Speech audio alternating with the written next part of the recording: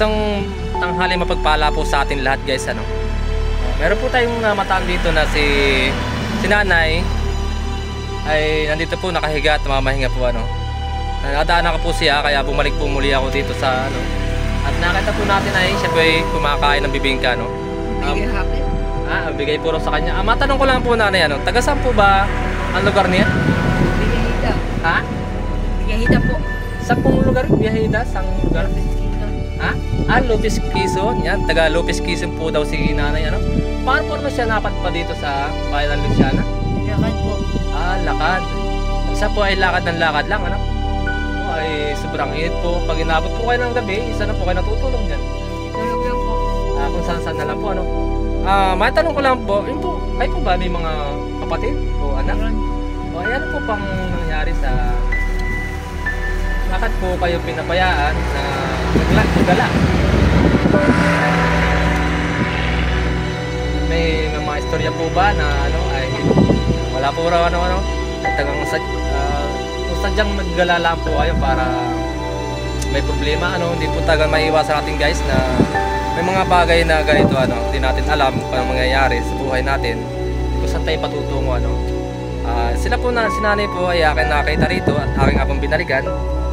Taga na nga po, Lopez po ba? Lopez?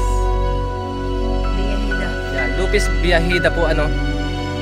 Ano po pangalan niya? Maripi po. Ano po yun? Ha? Ayan, pangalan po daw ni nanay ay Maripi Rogo po.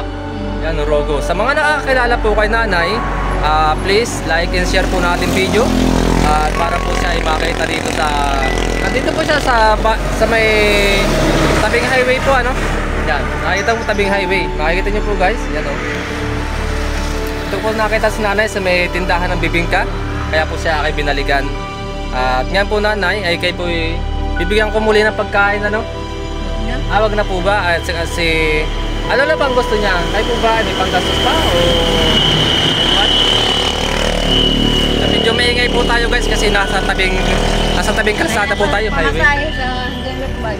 Pamasahe po, yun. Papunta po siyang Lukban. O sige po, ganito. Ano nanay? Dahil ayaw po na aking paninda. At ang request po niya guys ay pamasahe po daw na hanggang Lukban, ano. Sige po nay, bibigyan ko siya ng pamasahe hanggang Lukban, ano. Sana po ay wala pa akong malaking tulong na bibigay sa iyo, ano po, nanay, ano. Kaya po si nanay, kung pamustahan niya po guys, sa mga nakakilala po, si nanay po daw ay papuntang Lukban ngayon, ano, kasi nanghingi po sa akin pamasahe. Kaya bibigyan po natin at kawawa po naman, kasi po naman siya ay maglakad na napakalayo, ano guys. Kanti lang po bagay ang may tulong kay nanay kasi tayo po naman ay walang sponsor at sariling sikap lang, ano po. Nanay, ano? Pasensya na po kayo sa akin may ibigay sa inyo, ano nanay? At ako po ay isang vlogger na kapuslaan din, ano. Nagbabalag po ako nanay, ay sana po ay huwag niyo po masamain kung okay lang po ba kung ito ipopost ko. Yan, okay po, salamat po, ano po. So hanggang dito na lang po guys at bibigyan ko po si nanay ng pamasahe papuntang Lukban para po siya hindi na maglakad. At sobra pong init po dito ngayon.